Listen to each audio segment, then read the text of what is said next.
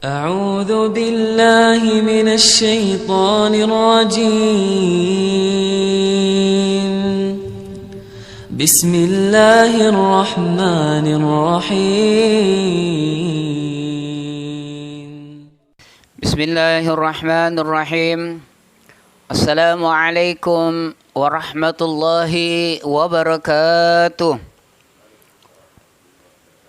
الحمد لله رب العالمين، والصلاة والسلام على أشرف الأنبياء والمرسلين سيدنا محمد وعلى آله وصحبه أجمعين. أشهد أن لا إله إلا الله وحده لا شريك له، وأشهد أن محمدا عبده ورسوله نبي بعده.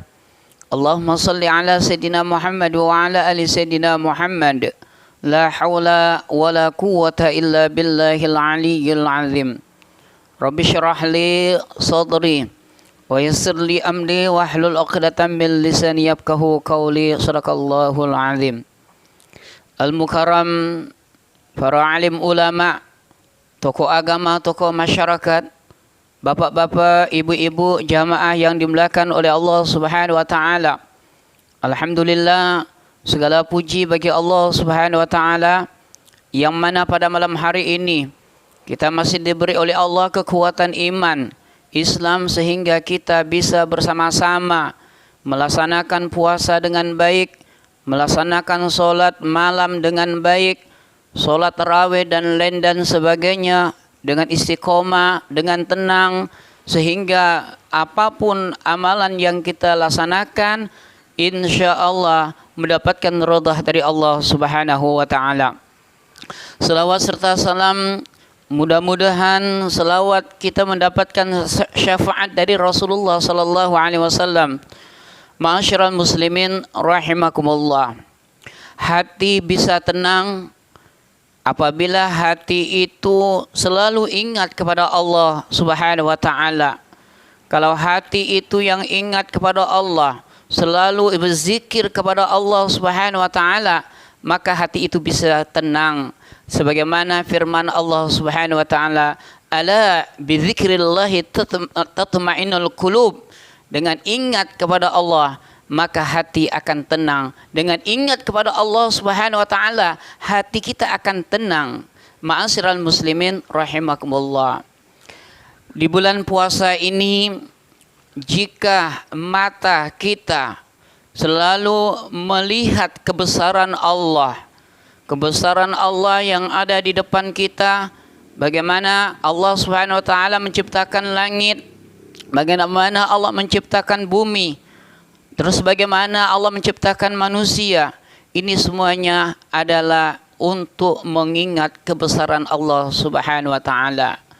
Mata kita gunakan untuk melihat suatu perkara yang baik. Dengan melihat perkara yang baik, maka kebaikan itu akan kita dapatkan. Dengan amal-amal soleh dan soleha. Ma'asyiral muslimin rahimakumullah. Mata kita gunakan untuk melihat suatu kebaikan. Dengan melihat kebaikan, hati kita juga akan tenang. Pendengaran kita juga akan tenang. Pemikiran kita juga akan tenang. Kenapa? Karena kita selalu ingat kepada Allah, mengingat kebesaran Allah Subhanahu wa taala. Kita melihat, bayangkan bumi ini tidak ada mejanya, tidak diletak. Kemudian bumi ini pun tidak bergantung, tapi dengan kekuasaan Allah Subhanahu wa taala, bumi ini bisa bergerak, berputar dengan porosnya selama 24 jam. Ini adalah salah satu kebesaran Allah Subhanahu wa taala.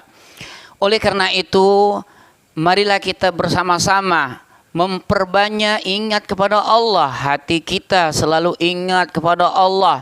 Sedangkan pikiran kita juga kita ingat dengan kebesaran Allah, dengan kekuasaan Allah. Dengan kita mengingat kepada Allah, maka hati kita akan tenang, tentram. Apapun masalah yang kita alami hidup di dunia ini, akan tetapi ketika hati kita tenang, maka apapun akan menjadi tenang. Begitu juga sebaliknya, apabila hati kita ini susah, bingung, dan lain dan sebagainya, maka apapun pekerjaan yang kita kerjakan tidak akan selesai, bahkan menambah kesusahan. Ma'asyiral muslimin rahimakumullah.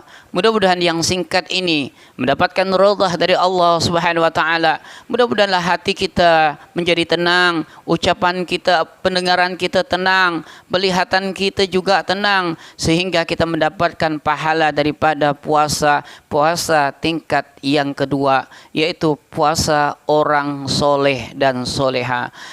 Sampai di sini dulu ceramah agama pada malam hari ini yang singkat ini, mudah-mudahan mendapatkan ridha dari Allah Subhanahu wa taala. Akhirul kalam, wabillahi taufik wal hidayah. Assalamualaikum warahmatullahi wabarakatuh.